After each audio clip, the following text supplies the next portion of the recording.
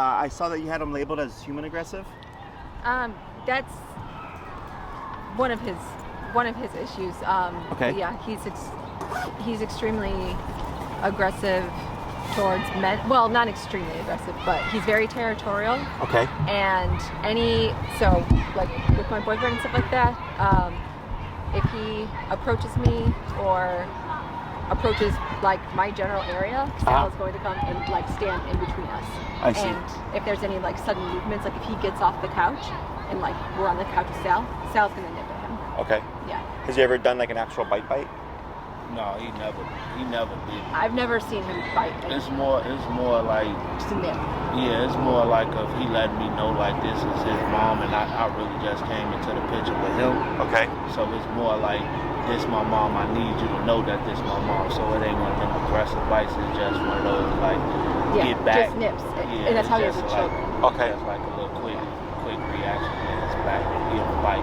How long have you known Sal? About 2 months. I've known of him for a while, but I've been around him for 2 months. Okay. But he's had this issue with Sure. yeah, like my brother. Even when my brother was living with me for months. And he never a walked up couple to times. He warmed up to him. He warms up to He warmed everybody. up to me. Like he'll come and cuddle with me. But I believe, I don't know if I've never said this to her, but I believe it's more like he want to watch me and see where I go. And like as long as I'm not around him, like if she in her room in the bed and I'm sitting on the couch watching TV, sometimes he'll come up in there and just chill with me. As soon as I start heading to the back, like if I go to the bathroom, he'll want to go with me and stuff like that. And I think he's right because I see him watching him. Sure. Like I'll see him watching And that's all his moves. and I think it just Yeah. letting me know like this is his. I believe on them. But yeah, and anybody who comes into my home, and it's been like this for. He wasn't like this when like he was young, but yeah, anybody who comes to my home, he barks at them for like and jumps on them for like I don't know, 10 seconds. Okay. I don't know, maybe longer if it's a guy. Is this and then he excited warms up barking to. or territorial? I don't know about her, but I don't think it's territorial because he just, you know how dogs is, they want to smell people, and, so when somebody come in, like my mama, he just was A lot of times it's excited. jumping up and down, Yeah. jumping Okay. up and down. Okay. When it's women, it's definitely excited barking, but it's still barking and jumping on them. Okay. Right. Yeah. So yeah. And then with the nips, it's always like I know you said men, but men coming into your space. Or is it ever like him? Like, let's say he got up to move from the couch and he would like chase me. No, he never chased me. Okay. He never chased me. No. But he have, like, I could just be walking past and he have, like, nipped at my feet. Okay.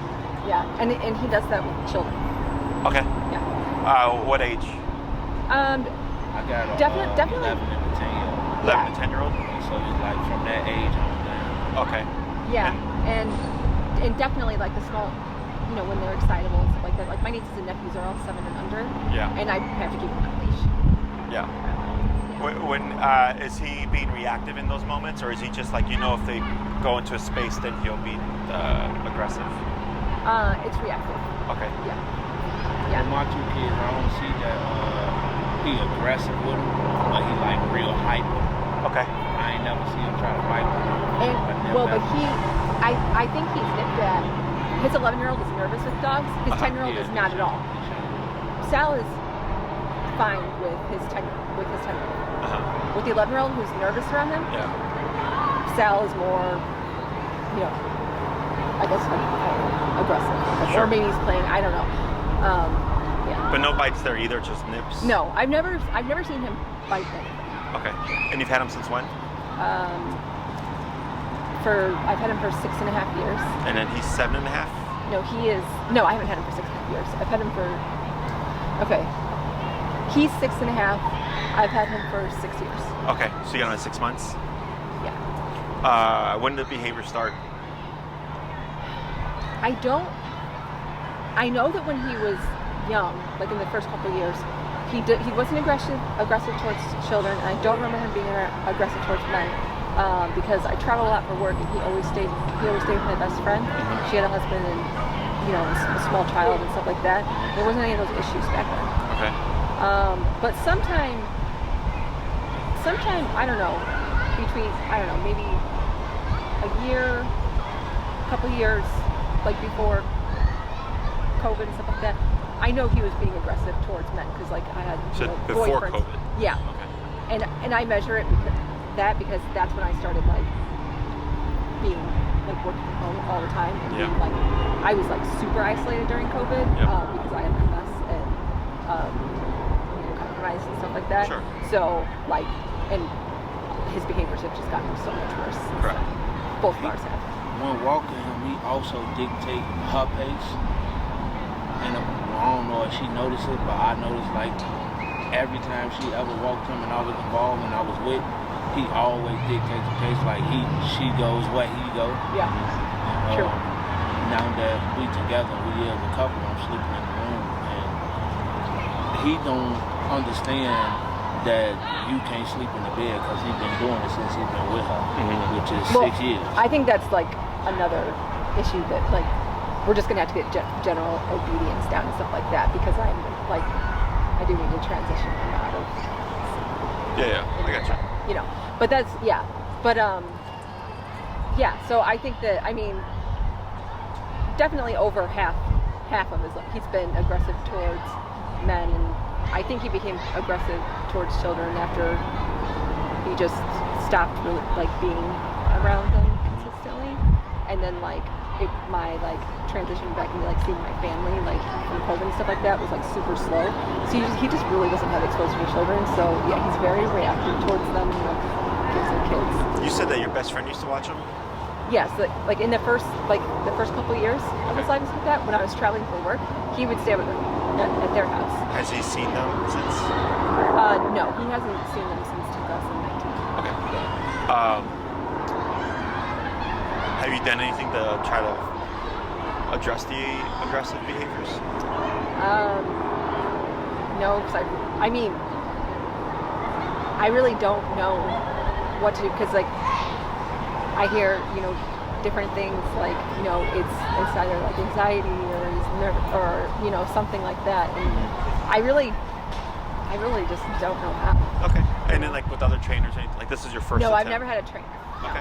And like we self-trained like when I first got him, like just from stuff like I watch on YouTube, so like learning like sit, like basic stuff. Yeah, basic stuff. But he's not a great listener. See what he just did when he saw her? Yeah. But yeah. But this see here, like I can see more alertness, but the smell is good. Like that sniffing is good because he's curious. He's showing curiosity. Okay. Curiosity is good in the sense that he's like, who are you? What are you about? As opposed to locking in, being intense, and like barking and growling or whatever, right? Because then now we have complete opposite of curiosity. Right now we have defensiveness, keep away. So, so we got that. Noticed this before COVID.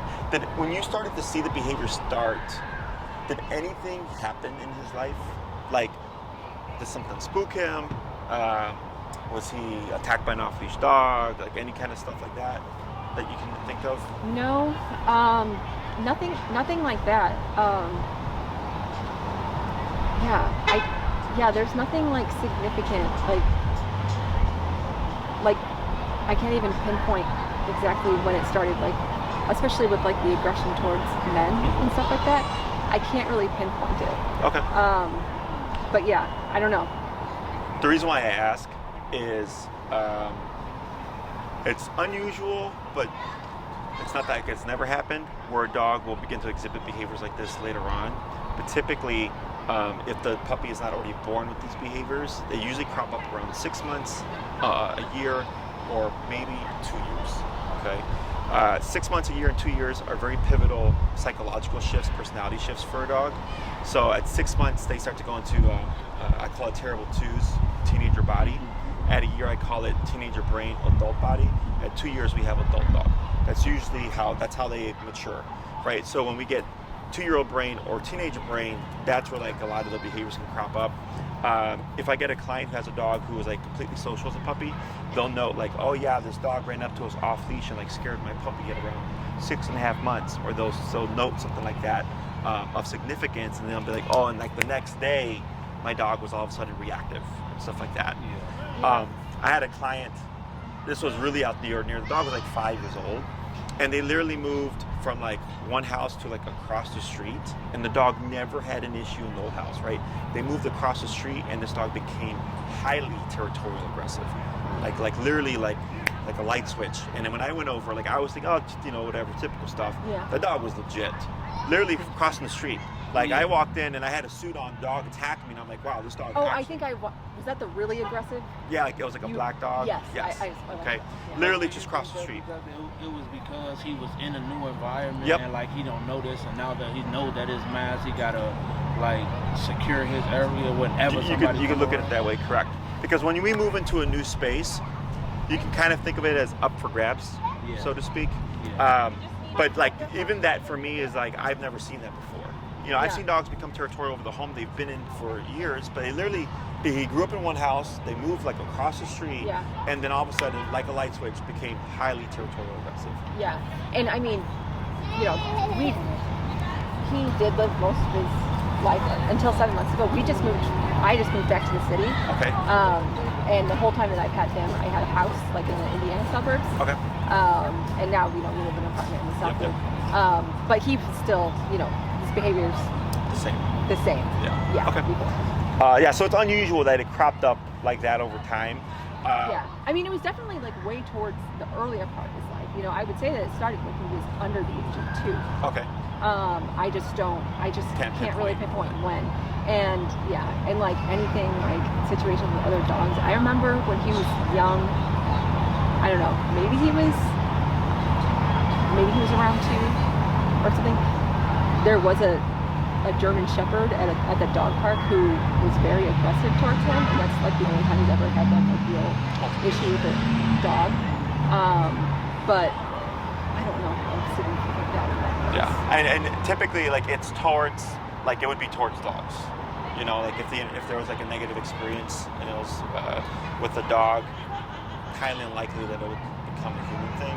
Yeah. So, and then you're not the only person that, like with COVID and the shutdown and everything, who's like, I had dogs that were completely friendly before COVID, and then afterwards became super territorial because, like as you said, they were together all day, every day. Yeah, and he's I'm gonna call it super anxious, but I might be wrong in my terminology. But like, I mean, the separation anxiety is terrible for both of us, especially since COVID. I mean, because you know, I've been working from home now for over 3 years, and we're just always together.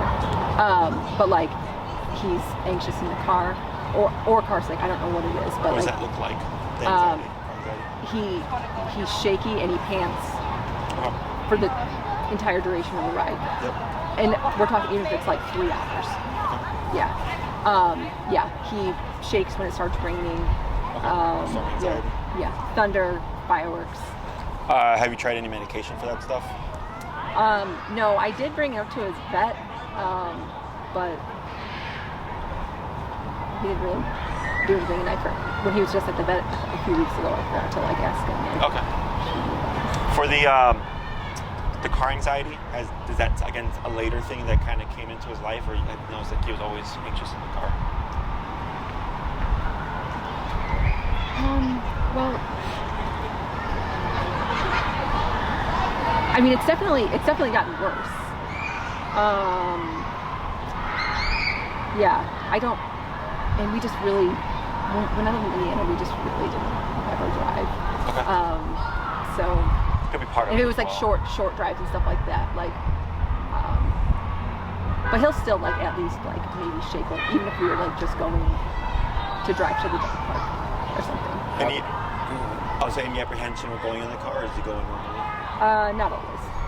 Yeah, sometimes he'll resist. He'll stand. He'll totally resist, and I'll have to pick him up. Okay. I just really saw walking, and like the park that we stay by is something similar to this. So when I take him out there, as soon as we leave out the door and get on the elevator, it's like he be trying to pull me back. Inside? Yeah, back inside. Like we'll be across the street and we'll be out in the park like this. And the whole time, like sometimes he wouldn't use the bathroom, or he's been in the house for a minute, so I know he have to use the bathroom. And and he be just trying to pull his way back to his home. That ain't no good. That's some type of like problem. So if you went from Clyde, Indiana to south of Chicago, that's most likely why. Because so like my dogs are from Harlingen, Texas, which is an hour away from Mexico. To give you an idea. That's around where Sal was found. He was from up on the border. Oh really? Yeah. So it's really quiet town. Like it's one of those. Like my mom, like everybody in high school knew everybody. You know, it's like a 50-minute drive across town, that small. Mm-hmm. And then we moved up here to Chicago. And then my pit didn't poop for 3 days. And then one day I woke up and I just saw she was just like panting and like salivating. I was like, today's the day. And then 3 days of poop came out. But she was so stressed from the environment that she just couldn't go to the bathroom. We've also seen this at my facility, although rare, it does happen, where a dog won't potty for a day or two because they're stressed about being in an unfamiliar environment. And we run a quiet kennel, like it's not loud and barking and stuff. But even with that, the dog is they're out of their norm. Yeah. So that doesn't surprise me. But he's been there for a minute. He don't do it when she there. I see. Like if she walk him, it'd be like his normal day, and he would just use the bathroom, go along the trees. But when I bring him, specifically me, he's I didn't like know that. Okay. Good to know. He'd just be ready to go in the house, and I had to like not make him, but to show him like I ain't going nowhere until you use the bathroom. Correct. And does he ever go? He'll go. Okay. He'll go, but I have to do that. Like he always go, but sometimes I have to do that. Like just stand there like we ain't going in the house. That's why. And we got a longer leash. I don't know how long it is, but they can just go. Sure. And I just let it loose, and I just turn my back on him and let him wander. And he'll use the bathroom to handle his business. But when we first get there and stuff like that, he don't do nothing. Like we'll be out there, he won't do nothing until I just. Well, you're smart because typically, like what I tell my clients with puppies, because they always walk with their puppy, and it keeps they keep getting new scents. And they're like, my puppy won't potty, right? And I'm like, well, it's because you keep moving, so you keep providing new scents. But if you just stand still as you are, eventually everything there becomes boring. Yeah. So what I would do is you could take him on your short leash, because then you're limiting his range of area to like be distracted by to only 6 feet of radius, as opposed to 20 or 30 feet. If that makes sense. I think one of them, the one we got at home, was probably like 20 to 30. Probably 25. So I just like a flex leash. Yeah, one of those flex. Yeah. So I just turn my back on him and let him just go wherever he gotta go. Sure. It could also be maybe he just wants some privacy. I be thinking that too. Like I be asking like, what you don't want me looking at you? Yeah, but no, that's correct. Like that's what I would do to how'd you say, get the dog or puppy to go. Ideally, we want them to go more quickly and to go like almost instantaneously, right? So, but that doesn't surprise me, because apparently you're some form of comfort for him, like, right? You're like kind of like his everything. Yeah, everything. So when he's away from you, that puts him under stress and all that stuff. And you've been taking him out, I guess, for at least 2 months? Yeah. Okay. So that's some time for a dog to start acclimating. And he's been in Chicago for 7 months. Yeah. Okay. All right. Anything else? Yeah, go ahead. Lists are great. I emailed myself. I don't like him sleeping in a bed. I don't even like animals, even no matter how I can't long fix we that, live. man. I'm sorry. But well, I mean, sleeping in a bed. I'm finna say, Jesus, no, you but I told think me that's you was the gonna. best. I think that's gonna have to do with Okay, I just wanted to obedience know training when, and stuff like that. I know. But Yeah. like, No, I got you, man. And that's not hard. So let's see. All right. So human aggression. Yeah. Very rarely lunges at humans in passing, but it has happened. Remember when that lady by the marina? What was she wearing? Nothing. I'm just if I just can athletic remember, wear. like no exaggeration, my son, you know the green like look like this. These leaves, like the back of them. Mm-hmm. I think she had on a jacket like that, and she had on like one of them fisherman hats, but it was more like of a pink flower one, and she had like tied. You probably didn't like the hat. But I remember. Well, I mean, that's the I only personally person. do. That's the only person I seen him do that Yeah. with. Uh-huh. So it was like I remember. Plus, she was a Chinese lady, and So he's racist.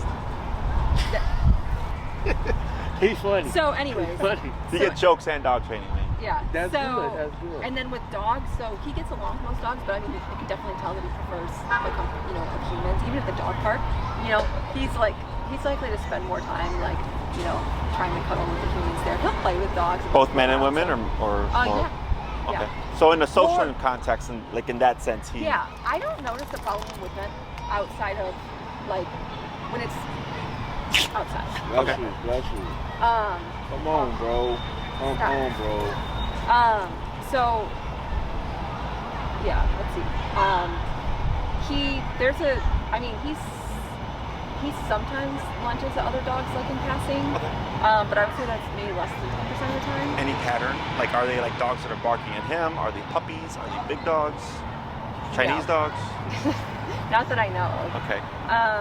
Yeah. So I haven't noticed a pattern with any of those, but it is infrequent, but it happens. Okay.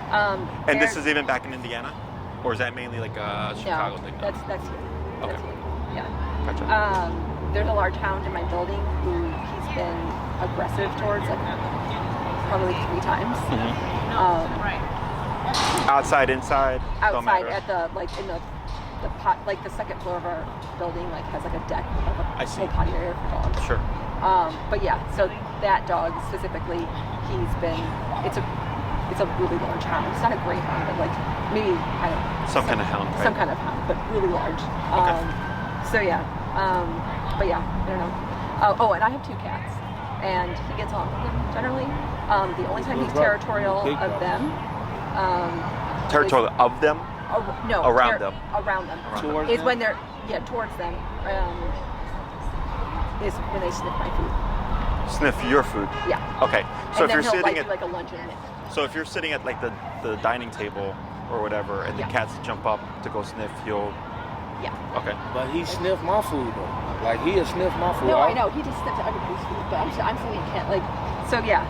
And where is he at that time? Is he at your feet or something, or is he at a distance? He's around. He's around me. Okay. And stuff like that.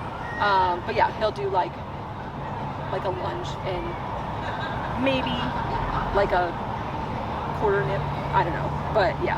Okay. But generally he gets along with them, and sometimes he tries to play with them. It's like if they're playing, he tries to play. But he's a rough fighter. Sure. So. Are your cats older or? Yes. I see. Yes. Like they're like don't care to interact with him or. Pretty much. Okay. Yeah. And I feel as though, you know how like, cause I raise my voice at him when he do something wrong. She don't like that. But and she lets me know every time that she don't like that, which I understand. She like when he do be nipping at me, a lot of times she don't say nothing. I wouldn't say majority of the time, but she wouldn't say nothing. And when she do, it's not really like saying something to like get on his ass, but it's more of a like don't be doing that. I see. Like she'll just holler his name like Sal, then she'll tell him like no. And it's not because I'm like choosing sides. And I know that because this her child. The thing is and like he been with her. But so, it's not even that though. It's just that I don't know how to address him. He doesn't. Yeah. I don't know how to address him, and he doesn't understand things. But you're a human, so and like we've talked about like that's like negative reinforcement and stuff like that, and he doesn't understand, like, you know what I'm saying? I understand that. My response But to then that you, like, always be like, keep what do you yelling want me to do? What do you want me to do? When it's just like a child. That's you my raise your response voice. back to you. Yeah, it's frustration.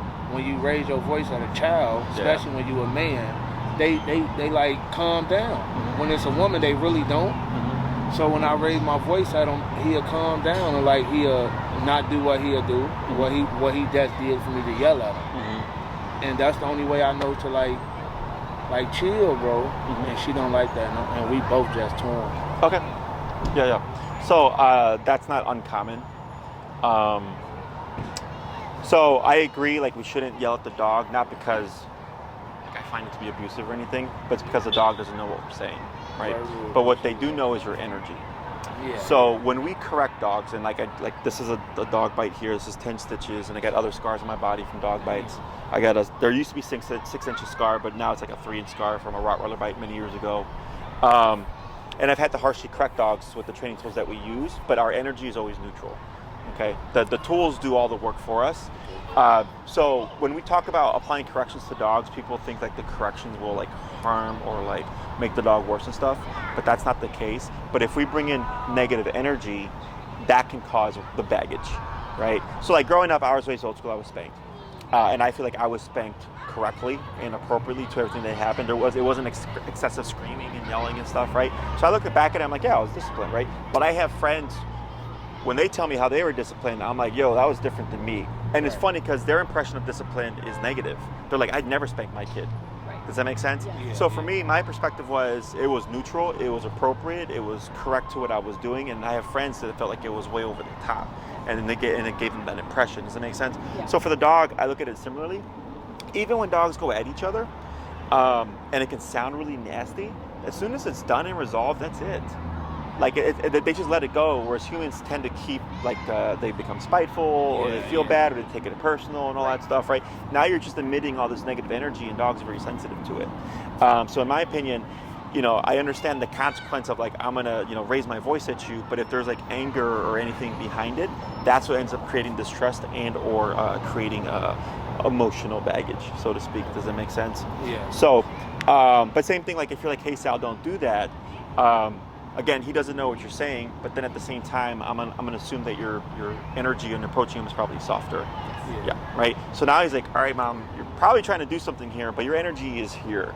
I mean, we need someone whose energy is here, like this confident, assertive type energy. Yeah. Does that make sense? Yeah. So, a lot of the stuff that you've described of Sal, I would say is correct. I don't know that you've said anything that I really disagree with when you were like, oh yeah, I feel like he's always watching me and stuff like that, like keeping an eye on me. I believe that your understanding or reading of that is correct. He's warmed up to you, but he's not fully trusting you yet. Right, so that's where, that's all the looking and stuff, keeping an eye on. I mean, people do the same thing too. All the time. I say he don't really trust me like that. Yeah. I mean, imagine if you're around someone you don't trust. What are you going to do? You're going to watch them, right? Or you're going to tell other people to watch them, right? Exactly. So it's the same thing for the dog. So the issue that we usually come across is the way we know how to address things is typically not the way dogs would address things, right? So like you just said, like, I can yell at a kid and the kid will go like, uh-oh, I don't want to be yelled at, so I'm going to stop, right? Dogs, again, if they don't understand what you're saying, or they don't understand what you're saying, right? And you could be with Sal for 5 more years and talk to him every day, and he still won't understand what you're saying, because dogs don't understand human language. Right. Okay, so that's when people go like, oh, my dog, knows what I'm saying to them. I'm like, no, they don't. They're like, well, how's it when I say sit, the dog sits? I'm like, that's conditioned response. That's association. The dog goes, I hear this sound, and if I do this, I get something from it. They don't understand that by definition, sit means put your rear end on something. Right. Does that make sense? Yeah. So, before reaching out, I'm assuming you did some kind of research on us and the tools that we use and the approaches that we use. Yeah. I mean, I definitely watched. I mean, I scoured your website, obviously. Okay, good. That's what it's there for. Watched a lot of the YouTube videos and the consultations and stuff like that, because I was trying to figure out, like, is Sal helpable? At this age, he's 6 and any dog of any age can be trained. Yeah. She told me I never watched this. She just recently brought it to me maybe 2 weeks ago, maybe. Okay. And I haven't watched it, but she told me some type of, I don't know if this is what she said, but like electronic device or something like that. Correct. That you put around his neck. Correct. What is that and what do it do? Because that, for me, I don't like it. Okay. Well, thank you for your transparency. Have you ever been to a chiropractor or physical therapist? No. Have you ever seen on YouTube like the videos where they recreate labor contraction pains in men? Yeah, like they put that thing Yeah. So it's the same technology. Okay, it's a muscle stimulator. So it's not it's not electrocution, it's not electricity running through the dog's body. It's a muscle stimulator. Okay, so it's what's called a TENS unit. I actually did a video on this on my website where it's like e-collar versus TENS unit, and you see actually the TENS unit does a much stronger where my whole hand is moving, as opposed with the e-collar, it's like a real subtle movement of my fingers. Exactly. So I suggest watching that video. But it's like your dog can go swimming in it, and your dog's not going to get electrocuted in the water, because it's electric but not electricity is how I describe it. Well, it's vibrations, right? So there is a vibration function like your cell phone, but it's a muscle stimulator. Right. Okay. But it's not like a mean shock. That's what it. So now you're putting emotion behind it. Okay. Okay. Mean. Right, so earlier what I said, I mentioned I've had to harshly correct dogs with these tools, right?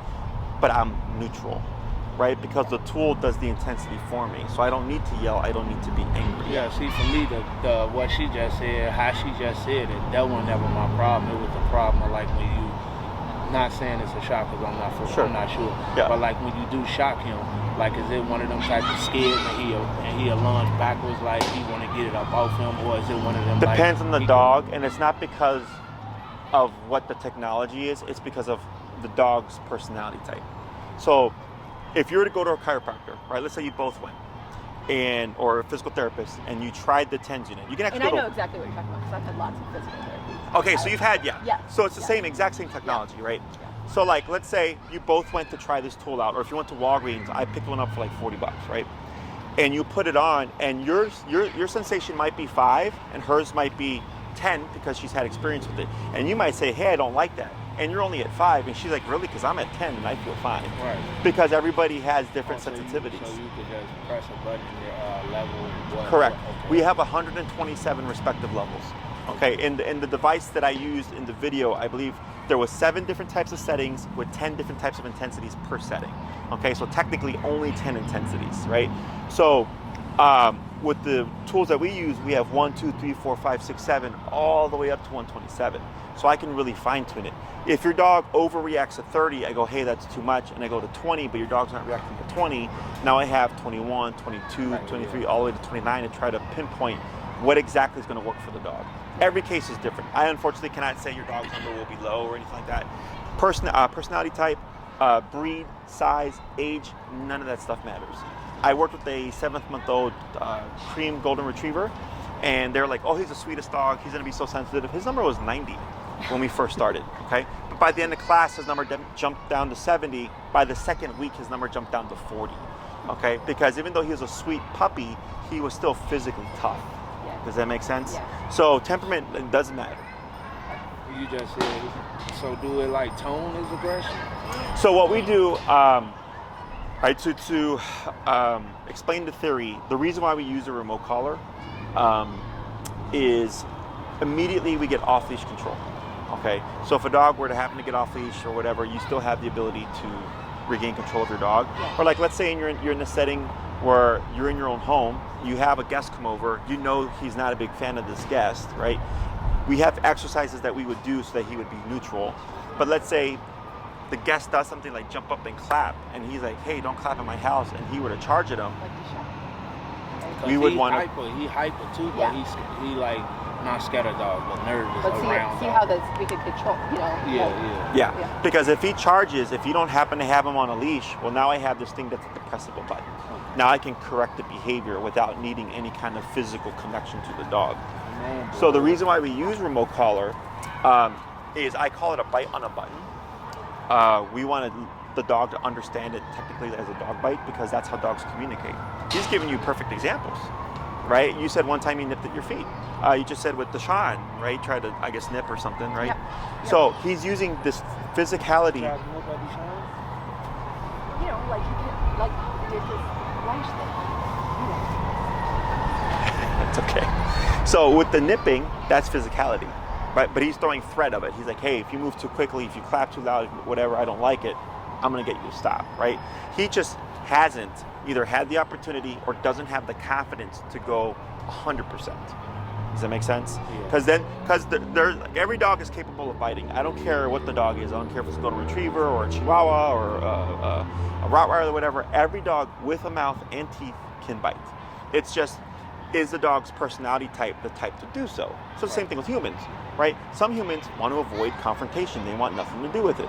Other humans are more confrontational, right? Some humans jump to confrontation more quickly, whereas others have a scale. Does that make sense? Dogs are the same way. Some dogs jump to aggression. Like this dog bite was because the dog didn't want to go in the kennel. That was it. He don't like his. Don't like his? Yeah, like sure. She told me like she sometimes had to force him to go up in his cage, and I don't like that either. Yeah. Like if he don't want to go, then he shouldn't have to go. Don't force him to go. That's like locking him up. Sure, but when so he was crate trained though, but he slept in his crate for 2 years. Okay. He wasn't always in bed. Sure. But yeah, anyway. So, and on that point, I understand where you're coming from as a human, but you want to think this is an animal, right? Because if he's like, we love our animals as like our real child. Only difference is they're an animal, but we love them just as much as we love our child, even though they not. Correct. but the love that you have for him isn't garnering his respect. Okay, because he's still nipping at you, right? That's the difference. Is, see, as humans, we can have this like understanding, but even with humans, that happens, right? Where it's like, oh, we're in relationships. Someone's like, I trusted you, I gave you so much, I loved you so much, I did everything for you, and you took advantage, because of the personality type. But for dogs, they don't do things out of meanness. They don't do things out of spite. They do things out of instinct. Yeah. Okay, so if she's his everything, right? He's gonna protect his everything. Does that make sense? Because she's a resource. Yeah. Like, her affection is a resource. If it's something that he likes and wants more of, that is a resource. Does that make sense? And now you're a competitor for that resource. So when it comes to, like, if I want to put a dog in the kennel, they're going to go in the kennel, because if I allow them to decide not to, the dog goes, hey, you tried to make me do this. I decided not to do it, and you went with it. So now the dog learns that. It's like with kids, right? If you try to tell a kid to do something and they go, I'm not going to do it, and you're like, well, I feel bad because I love you, you're my kid, I don't want to make you do something you don't want to do. Now the kid just learned, I don't have to do everything you want me to do, right? And that may lead to a future problem that may be bigger. Does that make sense? Yeah. So for dogs, they don't rationalize, oh, you're making an exception for me here because of this and that. He just thinks, I didn't want to do it. So then if there's something else I don't want to do, I don't have to do it. But then also it empowers him when he wants to establish rules. Because if he called the shot in one spot, he can call the shots in another spot. And that goes exactly. So I know she said. I'm too soft for them. I know she's like that. And so this is why he doesn't. Because I'm too soft for them. I'm not consistent. And so, I need to be more, like you said, like kind of assertive and stuff like that. Consistent with it. It's not being, it's not being. But with that being said, right, like, you gotta force him to go in the crate or however you do it. I know she said she wanted to wait, whatever the case may be, but it's the same way with the bed. If I want him not to bed, I have to make sure he's gonna get in the bed. It's the same. It's the same thing. It has to be consistent. Yeah. And then I don't care what your rules are, but I do care that your rules are consistent. It cannot one day be one thing, the next day be another, because that's where we're going to get frustration. That's where we're going to get conflict. No matter what time it is. Yeah. Rules are always the same. Okay. And this is stuff that I always tell my clients when I work with couples. I'll tell them, list all the stuff you don't like. Okay. And then list the stuff out of those things that you want to fix, and make sure that everybody's on the same page. And then put it on the fridge, because I've worked in 12 years, lots of couples, and when it comes to like disagreements and stuff, like there's been times where I'm like, Jesus, I feel like this is couples therapy and I'm not being paid enough for this right now. But yeah, that's something I definitely recommend with whomever you decide to do training with and all that stuff, is make sure that you're both on the same page, because you're only going to work against each other if you have disagreements about like what the rules and boundaries are. Okay. Is that all making sense? Yes. So when we use the tool of remote collar, we're not doing it out of meanness. And it's funny because I'm making a video right now that I'm going to put up about a dog that we were here. The dog was very anxious and was whining the entire time. So I corrected the dog's whining, right? And I had to go to 80 out of 127 to get the dog to stop whining. And then I talked for like 10 to 15 minutes. And then the wife was like, I've never seen my dog be quiet for that long in an environment like this. And I said, it's because I went to where the dog needed me to go to get the dog's anxiety to stop. Whereas people tend to go where they're comfortable, right? The dog dictates the levels. I do not. If your dog is a great dog at 15 out of 127, we're operating at 15 at 127. But if I have to be at 80 out of 127 or whatever that number is, I will be there to get that dog to behave. But what happens is the dog goes, well, if you're willing to go there, I'm just going to be a good dog because I don't want that consequence. Does that make sense? But when people try to be nice or try to ease the dog into it, I'm like, you're just extending the problem, and then we end up getting frustration because the owner's like, well, why don't you just learn? And I'm like, because you're not going where the dog needs you to go, right? If I'm just direct and I just address the dog like that, literally it just took me like 1 minute of correcting the dog, and then I was able to talk for 15 minutes. I think I corrected the dog twice, one tap each time. That's one correction, which is like a fraction of a second, over 15 minutes, and the dog was quiet. And the owner was taking this. What about when taking this thing off? Because you still. Yes. So now that's a good question. So we call the e-collar a cop and a collar. As humans, like, we know better, right? But we still speed on the expressway most of the time. Rolling stops, if you're familiar with Chicago, right? All that stuff, which are things we're not supposed to do. You're supposed to stop for a full 2 seconds, look each way, and then go, right? Most people don't do that. But if you see a squad car, what happens? All of a sudden, you remember those laws, right? You remember those rules. Yeah. So the e-collar, I call it a cop on the collar because it's very much the same. The dog goes, hey, that collar is on. Now there is threat of consequence, right? Now we do have a means of correcting the dog when the collar is not on. I will be upfront with you now. A lot of clients don't like it because it is, personal to the dog. It's you yourself correcting the dog, so the owner has issues with that a lot of times, okay? So what means? We use what's called a bunker, okay? It's just a roll-up towel. You take rubber bands, hair bands, zip ties, or what have you, so it looks like a paper towel roll. And like, let's say we got a dog that likes to charge and bark out the window. If the collar is off, because the dog goes, hey, I'm a free dog, I can do this without consequence. Remember, another dog would bite that dog to tell them, don't do that, right? So we need something of physical consequence that's going to deter the dog from charging the window. Yeah. So we use what's called a bunker. Yeah. So the dog takes off, I can throw it, essentially whack the dog with it, and the dog goes, what the hell is that? And I just minding my business, and the dog goes, all right, maybe late in the day. They try to run and charge and bark at the door. I, again, correct them with the bunker. The dog goes, hey, what the hell? Yeah. So now the dog learns, oh, you don't need to have this tool on my neck to correct me. Does that make sense? Yeah. So for me growing up, again, I was raised old school. Like, I was spanked. So the reason why clients have an issue with this is because since it is them correcting their dog, they feel like they're hitting their dog. You is.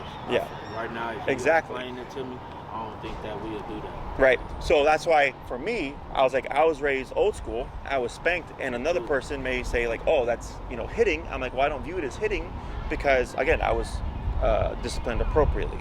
That's my opinion on that. Yeah, I understand. Yeah. I understand. So the issue with the collar is you cannot have it on 24/7 because at some point we need to take it off, right? In most cases, people only need to use it when they go outside on the walks, anytime that they feel like they're going to be in a situation where the dog may misbehave. And it's not that it's on all the time or that you're always using it, it's that the presence of it will change your dog's behavior because he understands, all right, the cop is here, I have to behave myself, right? Yeah. Every case is different. I've had cases where the owners will have the collar on, like when guests come over, the first 10 to 15 minutes. Right. And then they know after that the dog is fine, and then they remove it, everything's great. I have other clients that it makes them feel better to know that they have control when people come over, so they'll keep it on. Yeah. Every case is different. I, again, cannot predict how that's going to play out because that's personal preference. Yeah. That's also the severity of the case. Like, I get some dogs where I'll tell the owner, anytime this dog is around people, always have the dog muzzled with the e-collar on, just because of the damage that this dog could do. Like, it's not worth, the reward is not worth the risk in that sense. Does that make sense? Yeah. It's like I had a client, the one that actually bit me here, is a 140-pound King Rottweiler. Okay, so he was one of those people. I was like, you know what? I was like, anytime this dog is around people, e-collar, muzzle on, all the time, because if this dog decides to become defensive or aggressive, like, this dog could kill somebody. Yeah. It's 140 pounds. Like, you're not fighting that dog off. Yeah. You know what I mean? Yeah. So in other cases, like a little guy like this, the person like, oh, it's a little guy. Yeah, he could bite, but he's not bitten. Like, everything's been nips, right? But then you see all the progress that you're making. So then you determine, you know what? I don't need to go to this extreme. Blah blah blah. She do that too. You see how when he just came over there by you, Mm-hmm. and he was whatever he was doing, I was trying to get him back. She always intervened. Mm-hmm. That's good or bad? That's a good. I mean, What do that tell a dog? I mean, for me, when she approached, it just seemed like concern or like helicopter momish a little bit. Guilty. Yeah. So, but yeah, you have to understand the reason why we get such effective and efficient results is because I do approach dogs as a dog, not as a human, right? And I mean, I'm desensitized to this because I've been doing this for, again, 12 years. When I e-collar train my dogs, I didn't like it either, okay? Like, to be honest with you. But then my dogs get off-leash freedom. I can take them wherever I want. I don't have to worry about is there a fence or no fence. I don't have to worry about my dogs running away because I have the ultimate level of control. Yeah, when we be on our walks, the walk that we take in the morning, when we get to a certain spot, because she don't like off-leash around people at all, and I'm different. Like, let them roam free. I feel like that Like when he hear me call his name, he be coming. He'll come. He'll run past, but he'll come. But she still don't feel as though he's good off leash around people. I do. Well, and also people get nervous. You know, a lot of people aren't dog people. Sure. And I think them only people because how dogs is. Like if you got one of them dogs that you can take off leash and you could just get on your bike and run with him, he follow you, you know, tear off and nothing like that, a person will be scared of him and they'll just keep on walking and normal walk. But if he like coming towards them and he's sniffing and all that, then they'll be like, get your dog, even if they dog people. Sure. So yeah, when it comes to off-leash dogs, like I don't believe any dog should be off-leash unless it's e-collar trained, because there is no guarantee that you have control, right? And because there's people that like they let their dogs off leash all the time. You don't know how many times I've seen dogs run out the park towards Six Corners and over here to Larrabee. I have one on video. I put it on my Instagram. It's an older one from like last year. The dog took off, and I was training. I happened to have my camera pointed that way, and you just see this guy hauling ass. Dog gets across Larrabee, runs through the parking lot over there, and then like 20 minutes later, you see the guy walking back with the dog, you know? Yeah. But like that's dangerous. Yeah. Like the dog could get hit by a car, you know? I had a client's dog, no, not their dog, but a friend's dog. They lived in Highland Park, and it was a Yorkie. And I guess they're walking over in the golf course. Yorkie ran over a hill, like way ahead of them. And, you know, they're just walking. Yorkie disappeared. They think it was a hawk, right? And I'm like, I would never let my dog off leash, and you know, because I know what I have an 8-pound Chihuahua, so I'm like, he doesn't stand a chance. He is lunch for those hawks, you know. So for me, because I've heard so many horror stories and stuff like that, I'm like, unless your dog is off leash trained and you have the means to return your dog guaranteed or as close to it as possible, shouldn't be off leash. Yeah. You know, but a lot of people obviously do let the dogs off leash, so it's like whatever. Questions on any of that stuff? No. So what do you think, like, what's your recommendation? So, your case is easy in the sense of like what you're dealing with isn't severe, okay? Really? Yes, because you don't have full-blown bites. That you know, that's what I'm going by. Like I get, you know, clients are like, this dog has already bitten 5 people, like bad or whatever. So I'm like, okay, we have high aggression. We have multiple instances of aggression. He's clearly, you've had him for 6 years. And in those 6 years, or at least in 4 years, he's had plenty of opportunities to make full-blown physical contact, and it's not happened, thankfully. Okay, so for me, that's a plus. I go, okay, cool. This sounds like a guy who's a bully, but he's not fully confident. Yeah, he's one of those scary bullies. You know, and most bullies are. Bullies bully, and this actually goes back to the 11-year-old, right? Will target weaker energy, because you're like the 10-year-old. He's neutral. He's fine. He don't care. He's fine. Yeah. But the one that's more nervous, now he's got to target them, right? Because it makes him feel more powerful. But he's anxious though when he come around him. Like he nervous around him, but he also anxious around him. Like he'll come in and automatically like get on guard before he even see him, but he be smiling with it, so it make him seem as though it's okay. Sure. So I think. Sure. I'd have to see the interaction. Yeah. It could also be, you know, kids' energy, like that kind of energy. A lot of dogs don't like. You know, because kids tend to be loud. They tend to be a little erratic. That's typically how'd you say? That's a nervous dog tendency. Nervous dogs will trigger when there's sudden movements. Trigger with like kind of erratic, loud, boisterous energy. Or if like everything's calm and then all of a sudden something changes, they'll tend to trigger. So if you're just sitting down watching TV, and then decide to get up, they'll respond. So all that's like typical nervous dog, okay? So he could be nervous, anxious, because there's like different, I look at it as a scale. Some dogs can be more anxious, less nervous. Some dogs are more nervous, less anxious. The same thing with people. There's people that are just genetically wired to be like very anxious, right? They get anxious over like the smallest things. Me, I get anxious, but it like takes a lot to get me there. Does that make sense? Yeah. So dogs are the same way. It's nothing like good or bad, nothing that you did wrong. A lot of it's just genetics, okay? So your case is easy in that sense, but I think where the difficulty is going to fall in is the comfort with addressing your dog's behaviors from the human perspective, like correcting him, using the tools, following through, being consistent. I think that's where there's going to be some issues, okay? Because if there's already, like you seem more comfortable with the technology than he does at the moment, right? So like, and so just to be aware, when we call it a stressor, when we start the training, expect your dog to become more anxious, okay? And it's not gonna make them permanently more anxious. It's just now that we're putting your dog under stress, we're correcting him, we're holding him accountable for things. I've never had this in 6 years, right? It's gonna be very heightened. But the reason why this is important is we teach the healing exercise, which is leash walking, which is almost always the first thing that we do, because it's a non-confrontational way to layer in the collar. Most people walk their dogs 3 times a day, 7 days a week. So that's 3 times a day, 7 days a week that you're applying this tool, right? So even if your dog gets very anxious in the beginning, because you're repeatedly exposing him to it, he eventually gets over it, okay? Yeah. And what happens is, since it is a stressor, and we work them through all the stress responses and all that stuff, right? Mm-hmm. Is it teaches your dog how to handle stress. Okay, so like, if he gets stressed and he decides to like nip or be defensive or territorial, whatever, right? Because those are stress responses.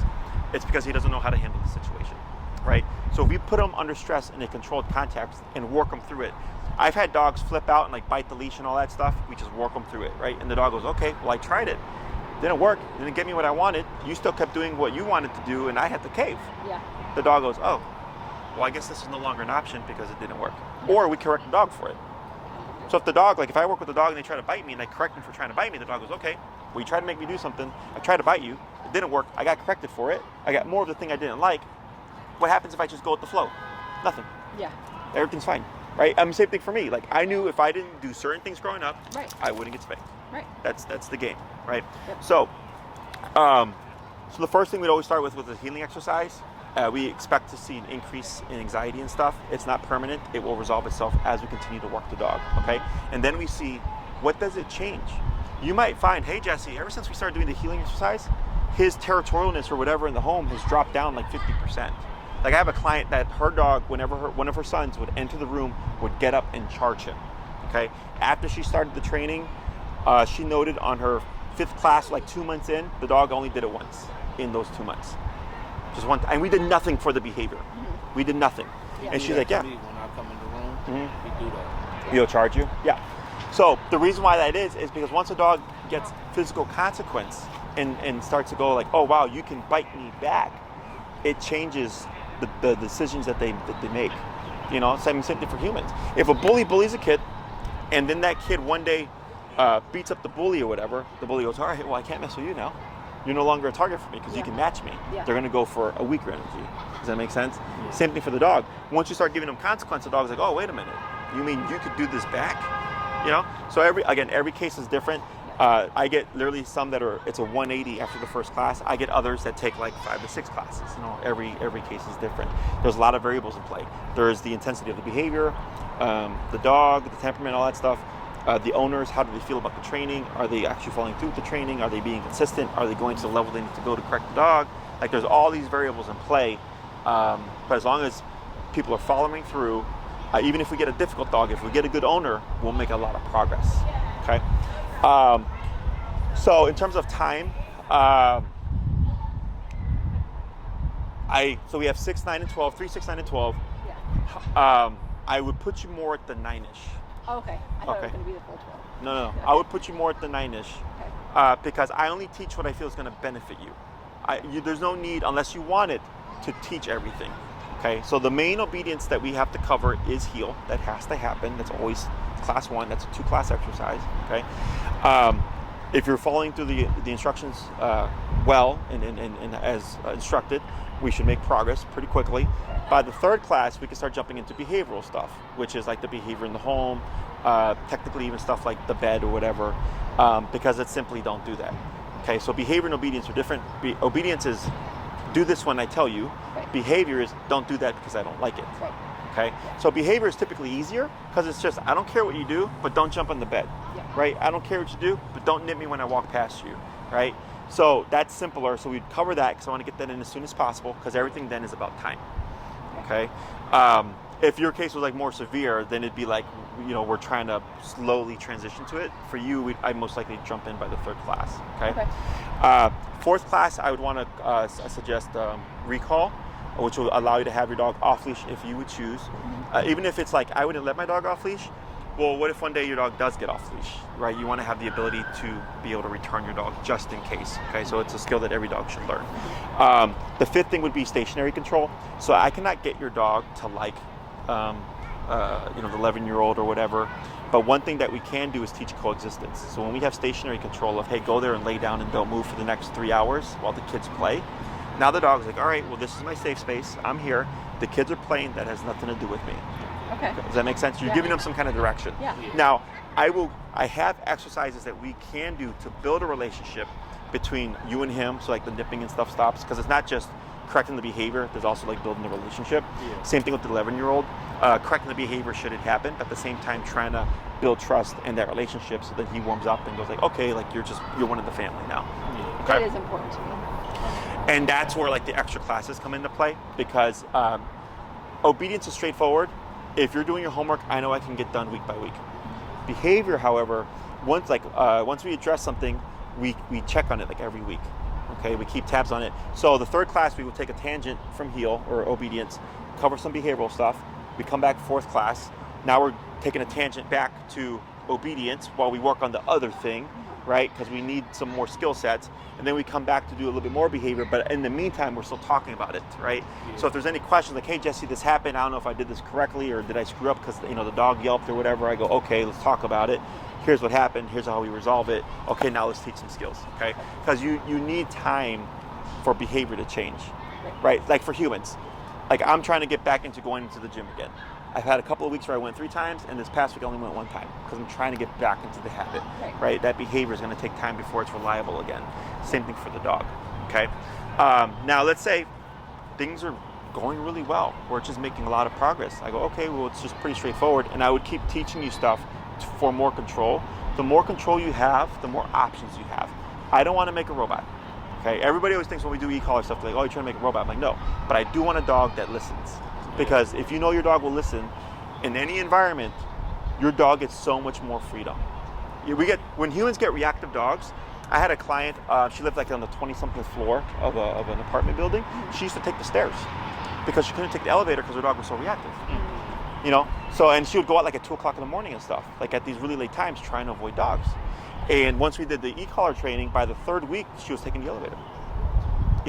She was like, this is so much, my life is so much better now. Right. And it was funny because she told me, she's like, I would never let my dog off leash. And then, because she did 9 classes, and I told her, well, you did such a great job, I would say your dog is off leash reliable. But that's that's her, she needed the confidence. Right. I saw the skill in the dog, but she needs to come up to her dog's skill. A year later, because I used to do pack walks here on the lakefront with clients, she came to one of them, and her dog was off leash. And he ran up to me, I'm like, oh shit, I'm like, Abbott's off leash. And she's like, yeah. I was like, whatever happened to never letting him off leash? She's like, yeah, it took me about 3 months after the training. But she's like, I finally realized, like, you know what? Like, every time I say something, he listens and blah, blah, blah, blah. He's been great. And he actually made friends, too, with her friend dogs.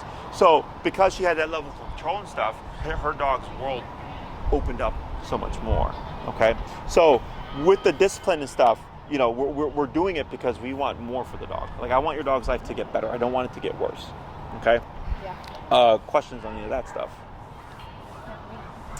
I would most likely recommend for the collar, Maria will follow up with this, or Tina, whomever you're working with, is the Doctra 2300, okay? It's meant for a 70-pound dog and under.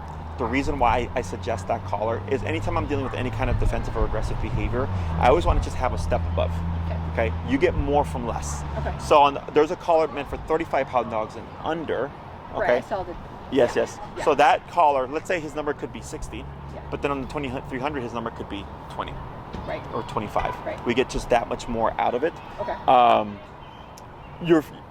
Either of those collars are technically an option, but if it's like I'd rather be safe than sorry, then I always suggest going one step above. Because then if you buy the one that's 35 pounds and under, right? And like let's say we're working with him, and for whatever reason he's like, nope, not going to do it. I've had dogs override the collar.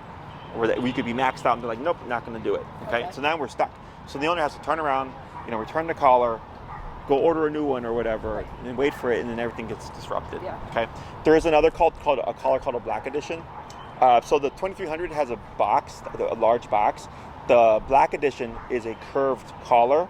So for smaller dogs, even though it's more power, it can be more aesthetically pleasing for the owner because it's curved, so it doesn't look like this big hulking thing sticking out the neck.